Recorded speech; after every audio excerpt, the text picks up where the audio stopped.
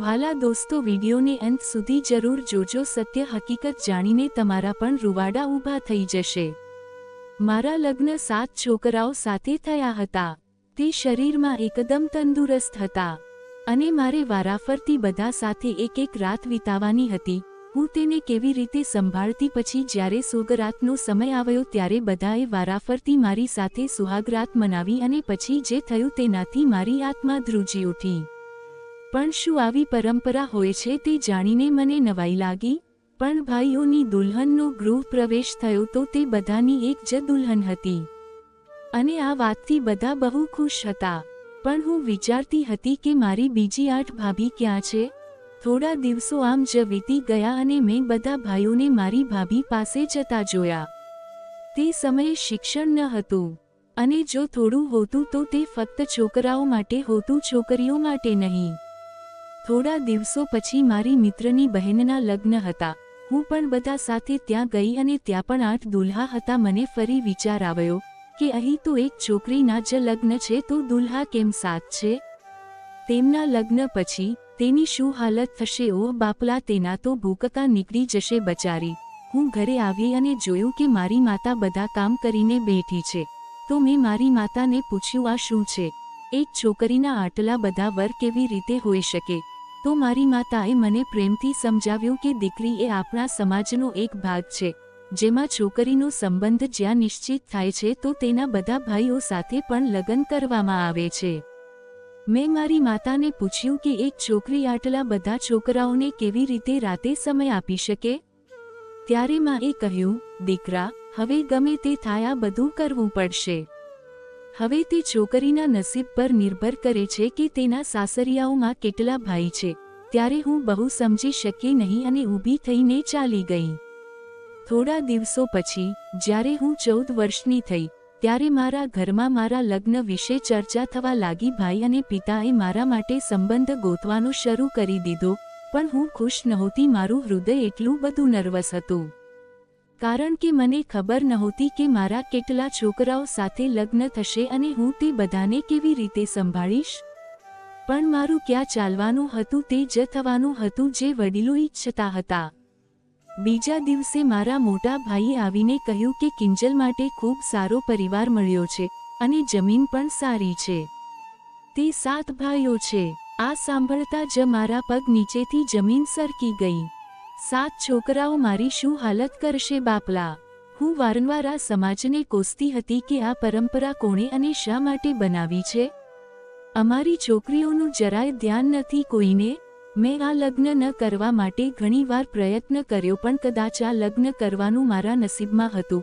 મેં મારી માતા અને ભાભી સાથે વાત કરી પરંતુ તેણે પણ મને કહ્યું કે હવે તમારે તે સ્વીકારવું પડશે. મારી માં કહેવા લાગી કે હું અને તારી ભાભી પણ આ બધાનો સામનો કરી રહ્યા છીએ. શરૂઆતમાં તને પીડા થશે પરંતુ પછીથી તું જાતે જ સહન કરવાનું શીખી જઈશ. હું દુઃખી મન સાથે ત્યાંથી નીકળી ગઈ.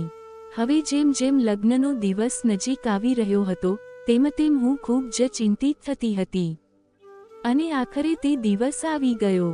એ દિવસ જેની દરેક છોકરી રાહ જુએ છે.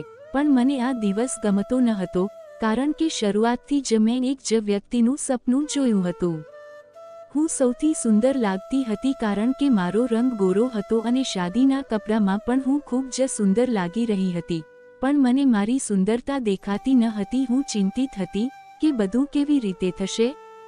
પછી અચાનક આવા વિચારોમાં ડૂબી ગયેલું મારું મન કેટલીક છોકરીઓના અવાજેથી બહાર નીકળી ગયું જેઓ કહી રહી હતી કે લગ્નની બારાત આવી છે. ખાધા પીધા પછી મને મંડપમાં લઈ જવામાં આવ્યા. ત્યાં 7 વરરાજા બેઠા હતા અને મારું હૃદય ધડકતું હતું અને હું મજબૂરીના કારણે કંઈ કરી શકતી નહોતી. પછી એ 7 એક પછી એક મારા માથા પર સિંદૂર લગાવ્યું અને મારા ગળામાં મોટું મંગળસૂત્ર પહેરાવ્યું અને ફેરા માટે મારા પલ્લુને તે સાથે બાંધવામાં આવ્યું.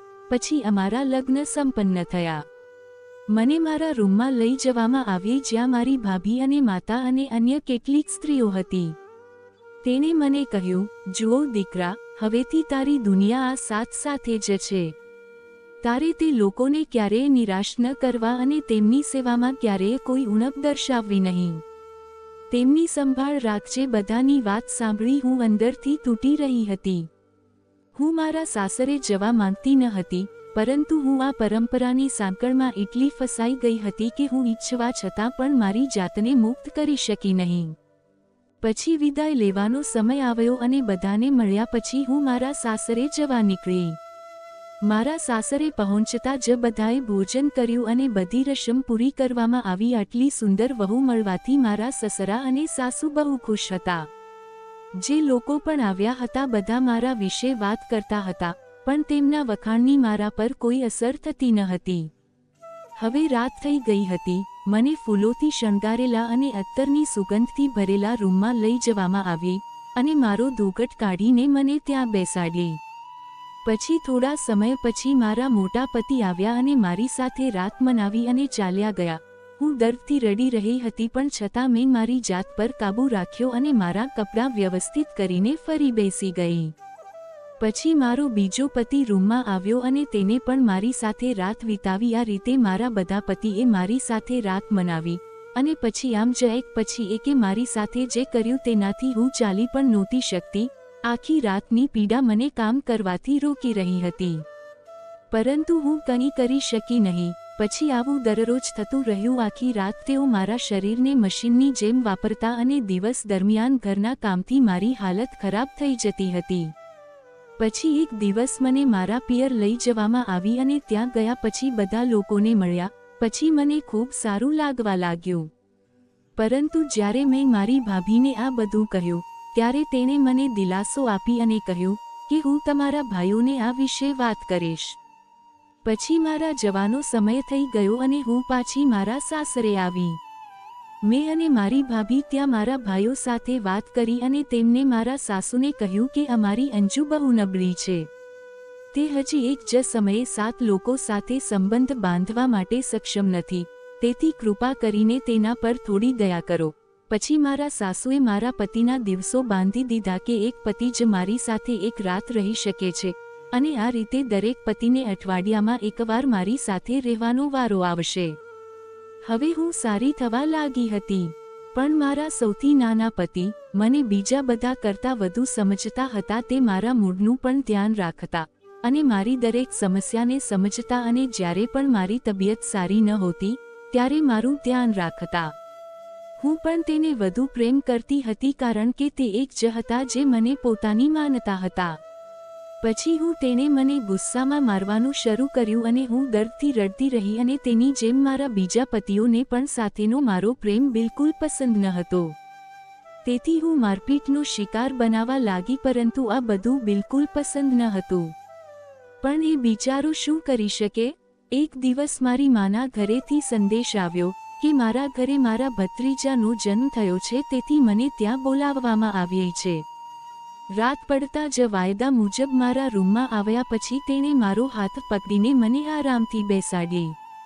હું કશું સમજી શકતી ન હતી. પછી આમ જ દરરોજ એક રાત વિતાવી પડતી. મારા દિયરે બારણું બંધ કરીને મારી સાથે મારા દેવરને લગ્ન કરવાનો બહુ શોખ હતો. જ્યારે મારા લગ્ન થયા તો તે મને આવી અને કહેતો કે ભાભી મારા પણ લગ્ન કરી આપો. જ્યારે મેં પૂછ્યું કે તેને કેવા પ્રકારની છોકરી જોઈએ છે, ત્યારે તે મારા માથાથી પગ સુધી જોઈ અને હસવા લાગ્યો અને મારા રૂમમાંથી બહાર નીકળી ગયો. હું મારા દેવરની નજર જોઈને પરેશાન થઈ ગઈ હતી. મને નહોતું સમજાતું કે તે મારી સામે આવી રીતે શા માટે જોઈ રહ્યો હતો. તેને જ્યારે મને કીધું હતું ત્યારે તે એવું જ કહેવા માંગતો હતો કે તેને સેમ મારા જેવી જ છોકરી જોતી હતી, પણ મને સમજાતું નહોતું કે તે મારી સામે આ રીતે કેમ જોતો હતો. ત્યારે મારા પતિ પણ રૂમમાં હાજર હતા અને હું મારા દેવર વિશે વિચારતી હતી. પણ ફરી વિચાર્યું કે આ મારા મગજનો વહેમ છે, પરંતુ તે પછી મારા દેવરે જાણે આ વાત પકડી લીધી હતી. તે મને કહેતો હતો કે બસ મારા લગ્ન કરાવી આપો, અને જ્યારે હું તેને પૂછતી કે તમને કોઈ ગમતું હોય તો મને કહો, તો તે મને મારા માથાથી પગ સુધી મારી તરફ જોતો અને અજીબ ઇશારો કરીને ચાલ્યો જતો. પણ તેને એ ખ્યાલ પણ નહોતો કે મારો પતિ પણ તેને જોવે છે. તેના વર્તનથી હું બહુ ચિંતિત હતી. એક દિવસ મારી સાસુ અને મારો દેવર બેઠા હતા અને ચા પી રહ્યા હતા. હું પણ મારું કપ લાવી અને મારી સાસુની બાજુમાં બેઠી. મારો પતિ પણ ત્યાં બેસીને ચા પી રહ્યો હતો.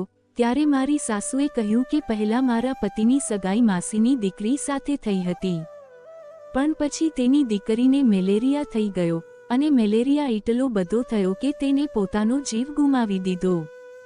કે પછી મારી સાસુ મને કહેવા લાગી કે જો તે જીવતી હોત તો આજે તે મારા દીકરાની પત્ની હોત, તું તેની પત્ની ન હોત. હજુ તો મારી સાસુ મારી સાથે વાત કરી રહી હતી. ત્યારે અચાનક મારા દેવરે કહ્યું કે તું ભાભી આજે મારી પત્ની હોત. ત્યારે મારી સાસુ તેને બોલી કે શરમ નથી આવી વાત કરતા, તે તારી ભાભી છે.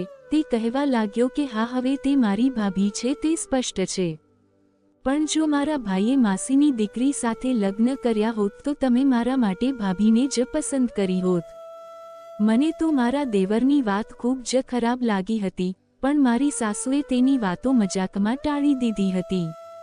પરંતુ હું ત્યાંથી ઊભી થઈને રસોડામાં ગઈ હતી અને મારા પતિ પણ ચૂપચાપ બેસીને ચા પીતા હતા. તે પછી મારા દેવરને જાણે છૂટ મળી ગઈ હતી. કેટલીક વખત તે મને કહેતો હતો કે તમે ગુલાબી રંગમાં બહુ જ સુંદર લાગો છો.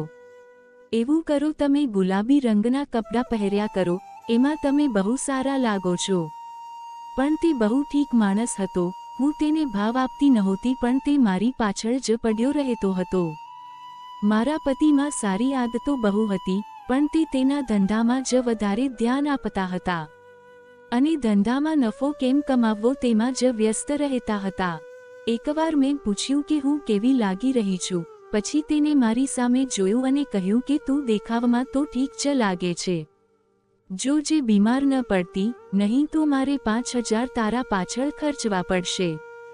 બીજી બાજુ મારો દેવર હતો જે આખો સમય મારી સામે જોતો રહેતો અને આજે તો તેને બધી હદ પૂરી કરી દીધી હતી. તે મારા રૂમમાં કીધા વગર આવી ગયો હતો અને તે કહ્યા વગર મારા રૂમમાં આવ્યો હતો. તે થોડી ક્ષણો મારી સામે જોતો રહ્યો. તે રૂમમાં આવ્યો ત્યારે હું થોડી ડરી ગઈ હતી અને મેં દુપટ્ટો પણ પહેર્યો ન હતો. મારો દુપટ્ટો બેડ ઉપર હતો. મેં પહેલા દુપટ્ટો લીધો અને પછી તેને ઠપકો આપ્યો કે તને ખબર નથી પડતી કે કોઈના રૂમમાં આવતા પહેલા પરવાનગી લેવી જોઈએ.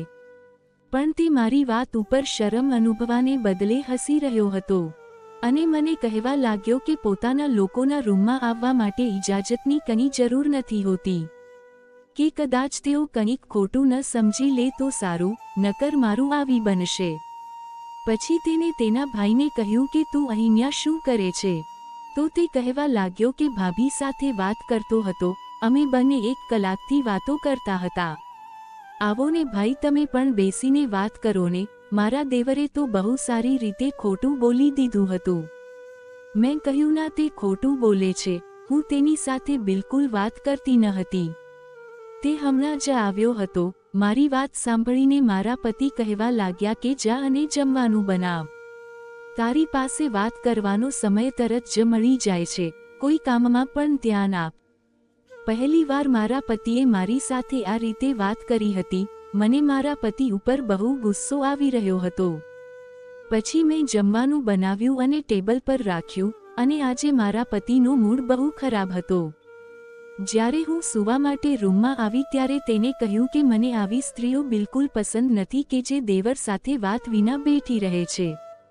મેં મારા પતિને કહ્યું કે તે ખોટું બોલી રહ્યા હતા. પછી મારા પતિએ કહ્યું કે હું 10 મિનિટથી ઘરે છું અને તું ક્યારની રૂમમાં જ હતી અને તે પણ રૂમમાં બેઠો હતો. તું મને ઉલ્લુ બનાવવાની કોશિશ ના કર. પછી મેં દેવર સાથે વાતચીત સાવ છોડી દીધી હતી. તે જ્યાં હતો હું ત્યાંથી નીકળીને બીજે ક્યાંક ચાલી જતી હતી. 4 દિવસ ચૂપચાપ તે આ બધું જોતો રહ્યો, પણ 5મા દિવસે તે મને કહેવા લાગ્યો કે તમને શું વાંધો છે? તમે મારાથી દૂર કેમ રહો છો? મેં કહ્યું કે તમે નાના છો.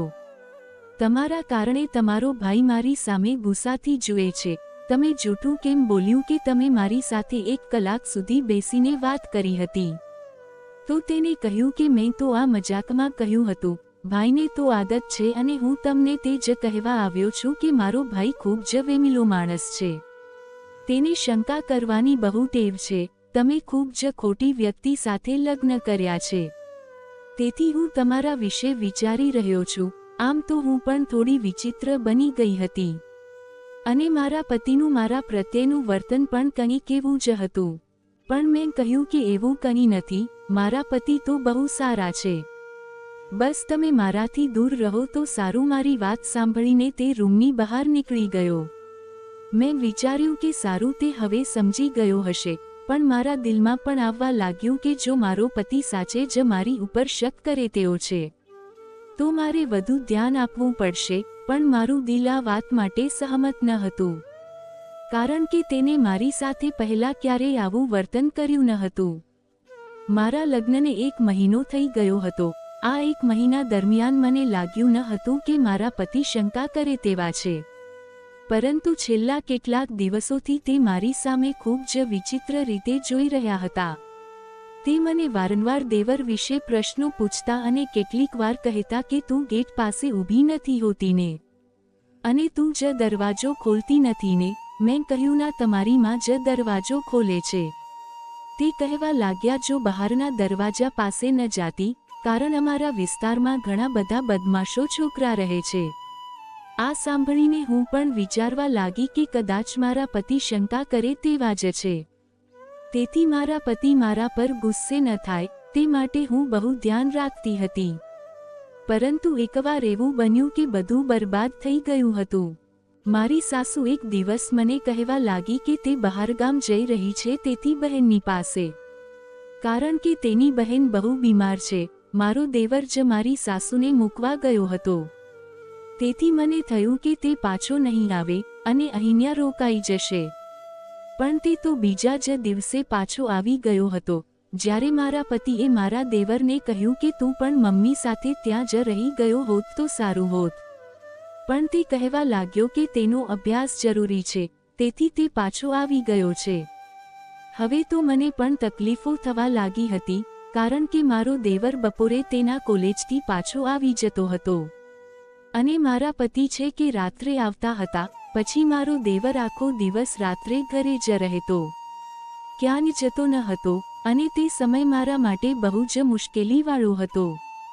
મને સમજાતું નહોતું કે હવે હું આનાથી છુટકારો કેવી રીતે મેળવી શકું. હું મારા રૂમમાં લોક મારીને બેસી રહેતી અને વિચારતી કે ક્યારે તે બહાર જાય અને હું બીજું કામ પૂરું કરું. હું થોડું કામ કરતી અને પછી જઈને મારા રૂમમાં બેસી જતી. પરંતુ મારા પતિના આવવા પહેલાં મારે રાત્રિનું ભોજન તૈયાર કરવાનું હોય છે.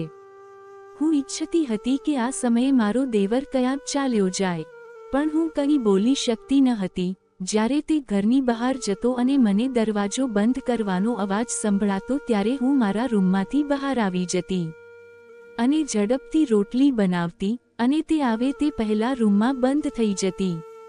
અને પછી મારા પતિ આવે ત્યારે હું રૂમમાંથી બહાર આવતી હતી.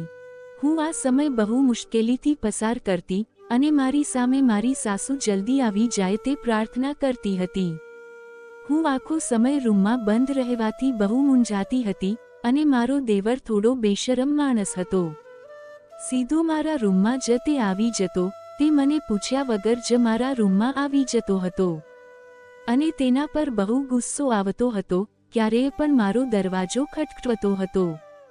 હું સમજી શકતી ન હતી કે આ સમય કેવી રીતે પસાર થશે.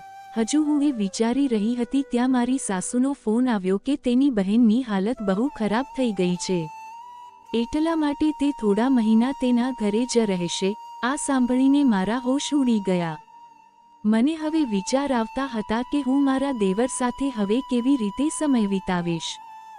મારા પતિ પણ આખો દિવસ ઘરે ન રહેતા ન હતા, તો હવે હું મારા દેવર સાથે કેવી રીતે રહીશ.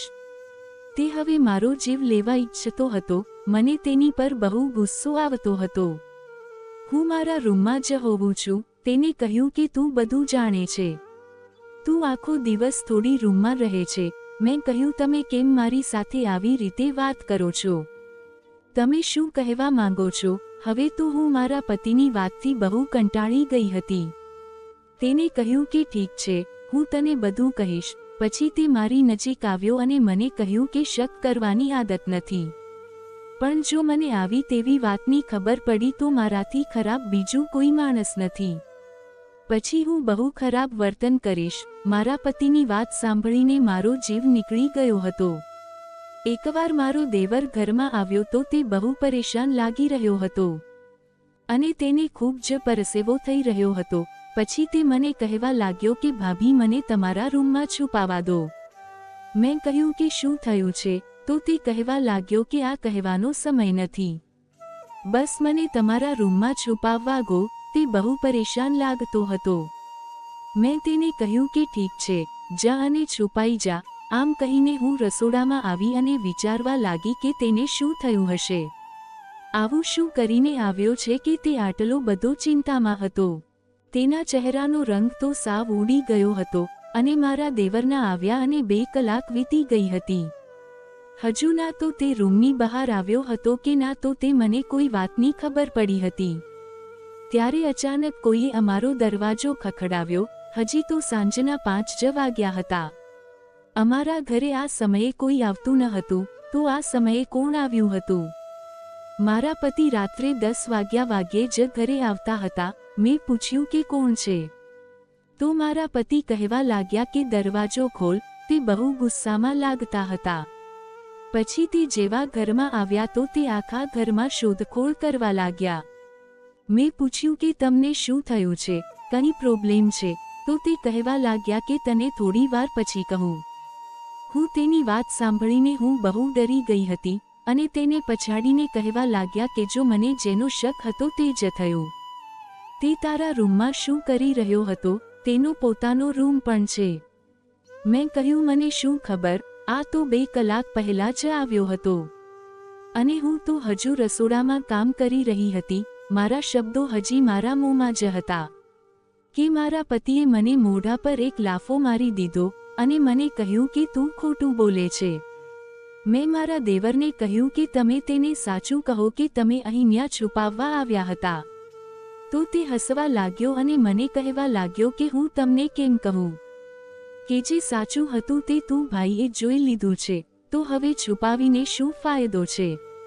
આ વખતે પણ તેને મારી સાથે દગો કર્યો હતો અને ન તો મારા પતિ મને છૂટાછેડા આપ્યા હતા કે ન મારી સાથે કોઈ સંબંધ રાખ્યો હતો. 3 મહિના પછી જ્યારે મારો પતિ મને લેવા આવ્યો ત્યારે મારી સાસુ પણ તેની સાથે હતી અને તે પણ શરમ અનુભવતી હતી. મારી સાસુ રડવા લાગી હતી અને તે મને કહેવા લાગી કે હું થોડા દિવસ પહેલા જ આવી હતી. જ્યારે મને ખબર પડી હતી ત્યારે મેં તારા પતિ ઉપર બહુ ગુસ્સો કર્યો હતો. એને કહ્યું કે હું તારાથી બહુ શરમ અનુભવ છું. મને ખબર ન હતી કે તું આવું પગલું ભરી શકે છે.